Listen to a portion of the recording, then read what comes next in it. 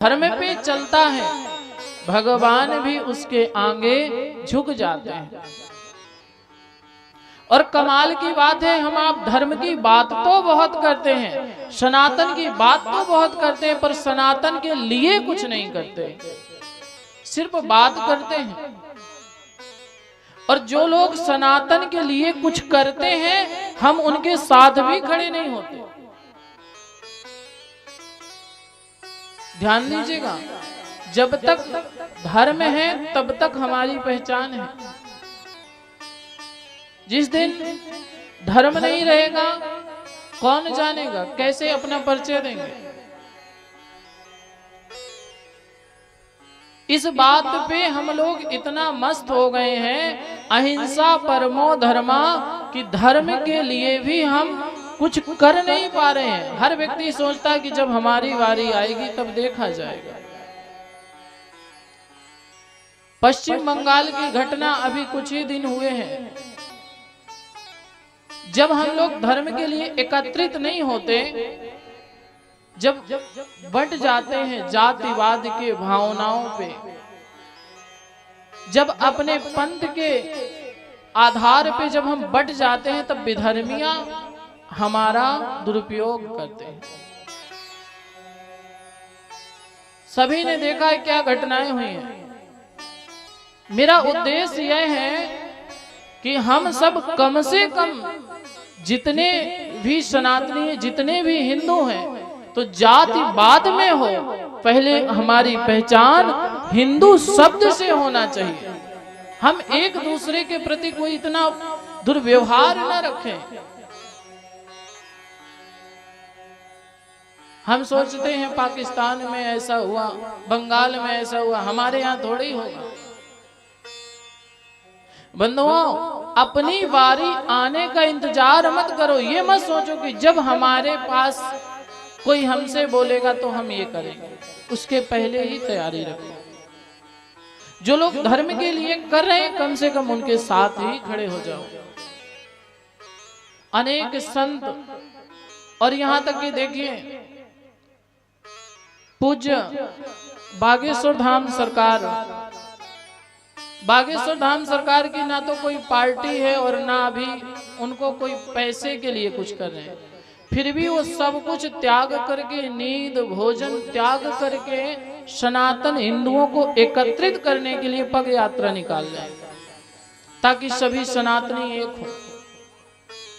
और मैंने देखा है कुछ लोग उनके लिए भी भला बुरा सोच रहे हैं।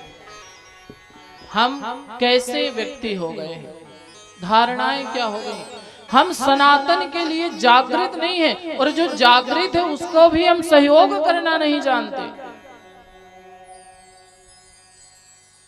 कम से कम हिंदू शब्द में वह तेजस्व होना चाहिए, जब भी कोई निकले सनातनी उसके मस्तक पे तिलक,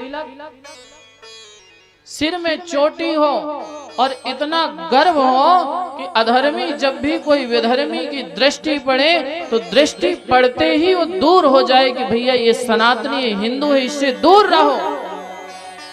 हमारे अंदर वो संगठन होना चाहिए। जाति बिरादरी को छोड़ करके सबसे पहले एक ही नारा हो कि हम हिंदुस्तानी हैं, हिंदू हैं, हम सनातनी हैं।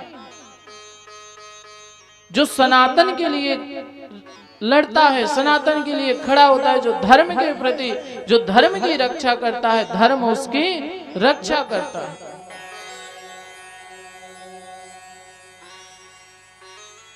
आज के समय देखिए धारणाएं बदल गई। शादी इत्यादि में कितना भी खर्च हो जाएगा, लाखों रुपए का साउंड और सब मिला के 10-50 लाख खर्च हो जाएगा, पर जब ब्राह्मण के दक्षिणा की बात आएगी, आचार्य के दक्षिणा की, तो लोग एक दूसरे को कहेंगे, वो कहेंगे फूफा जी को बुलाओ, कहेंगे चाचा जी को बुलाओ, और फिर बड़े मुश्किल से 2100 या 1100 रुपए ऐसे देंगे कि लग रहा है कि आचार्य जी पूरा घर, पूरी जमीन जर्जात लिए रहे। और लड़के की शादी तो लड़की वालों से 10 लाख रुपए दहेज का लिए बैठे हैं, सो कुछ नहीं। कोई भी कार्यक्रम होगा अन्य वगैरह खर्च खूब करेंगे, लेकिन जब कहीं दक्षिणा की दान की बात आ जाएगी तो जेब से ऐसे निकलेगा कि लगता है सब कुछ बेचारे का बर्बाद हो गया, सब चला जाए।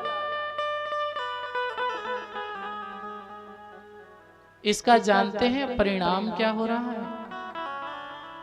आप जब 2 पैसे दान नहीं करते ना, किसी संत को सीधा नहीं दे रहे हैं, इसे किसी और का नहीं। पहले देखिए गांव-गांव संतों की टोली आती थी, संतों की पंगत होती थी, संत बैठते थे, ज्ञान देते, सत्संग होता था। अब कोई संत ऐसे नहीं मिलते, या तो बेचारे किसी मंदिरों में है या जंगलों में है। क्यों? जब हम अपने धर्म से वंचित है, भिक्षा देना बंद कर दिया, दान को जब हम लोग हे दृष्टि से देखते हैं, तो संत लोग और ब्राह्मण अपना जो ब्राह्मण है वो कहीं ना कहीं संस्कृत पढ़ना कम कर दिए हैं, दूसरे कामों में लग गए।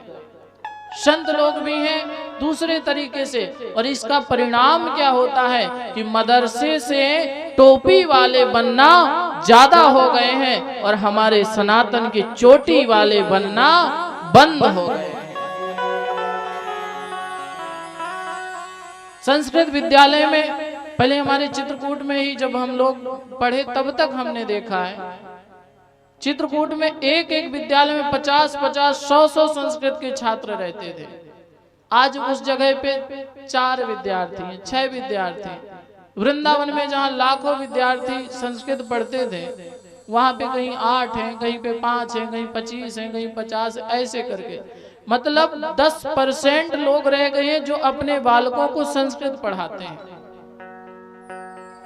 और आप किसी भी मदरसे से निकलेंगे तो वहां पे देखेंगे हजारों लाखों बच्चे टोपी वाले मिलेंगे। वो लोग पढ़ा रहे हैं, वो लोग तैयारी कर रहे हैं, और हम लोग अपने श्रेय को पीछे कर रहे हैं, जिससे हमारे सनातन का ही नुकसान है, किसी दूसरे का नहीं है। वो दिन पे दिन बढ़ रहे हैं। बच्चों की देखिए, हम कहते हैं हम 2 हमारे 2, उधर देखिए उधर 10-25 हो गए तो भी कहते हैं होने दो होने दो।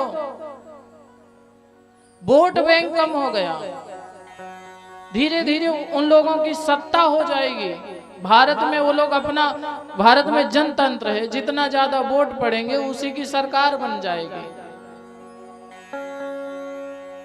सनातनियों के लिए मैं कहता हूं, नियम यदि सरकार लागू करती है कि बच्चे 2 ही अच्छे, तो उधर भी 2 ही हों। अगर उनके 10 हों तो हमारे घर में कम से कम 14 हों।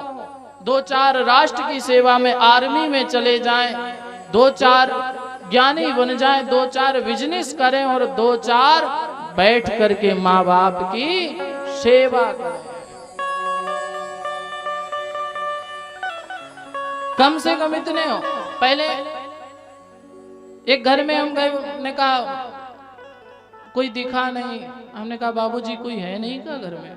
कथा चल रही थी, लिवा गए, बड़े बुजुर्ग बाबूजी थे। घर में गए, हमने कहा बाबूजी कोई है नहीं क्या? बोले महाराज है। हमने कहा बालक कितने हैं? बोले 3 में से 2 नालायक हैं, 1 लायक है। कौन? बोले एक लड़का अमेरिका में है, डॉक्टर है, एक इंजीनियर है, वो भी विदेश में रहता है।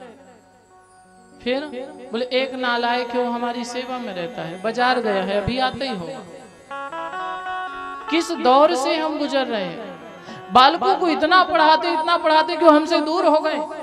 1-2 हैं बस, एक बालक है जो करेगा उसी के आश्रित है। बुढ़ापे में कोई सहारा देने वाला नहीं है, कोई हमारे लिए लड़ने वाला नहीं है।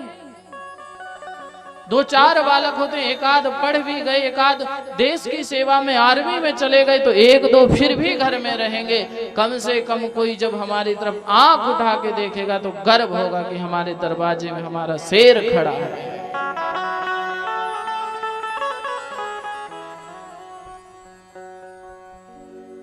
पर कब होगा? जब हम सनातन धर्म के प्रति आस्था रखेंगे, विश्वास रखेंगे। दान धर्मान राज धर्मान अनेक प्रकार के धर्म है, पर सबसे प्रथम दान धर्म, दान की बड़ी महिमा कही गई। किसी जगह यज्ञ होता है, आप बहुत कुछ नहीं कर सकते, ये नहीं कहते कि आप घर लिखा दो, लाखों दान करो, हजारों, कुछ नहीं, जितना सामर्थ्य हो उतना। आप किसी यज्ञ में एक मुट्ठी चावल देते हैं ना, तो एक एक मुट्ठी करके वो कई क्विंटल हो जाता है, कई लोगों का भोजन हो जाता है। बचे हुए अन्न से कई जीवों का पालन होता है, कुत्ते आदि को भी भोजन मिल जाता है।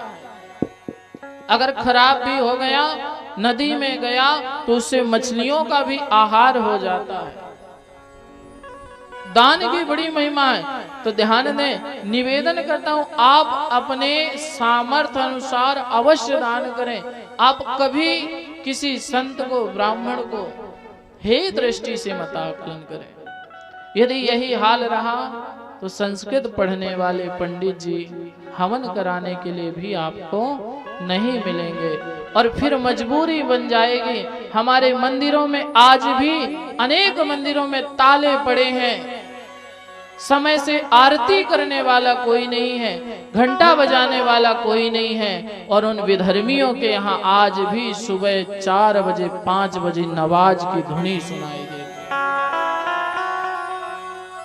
इतने कमजोर हो गए हम, चोटी छोड़ करके उनको ही देख करके कम से कम आगे बढ़े। देखिए सनातन धर्म की ताकत, भजन का फल।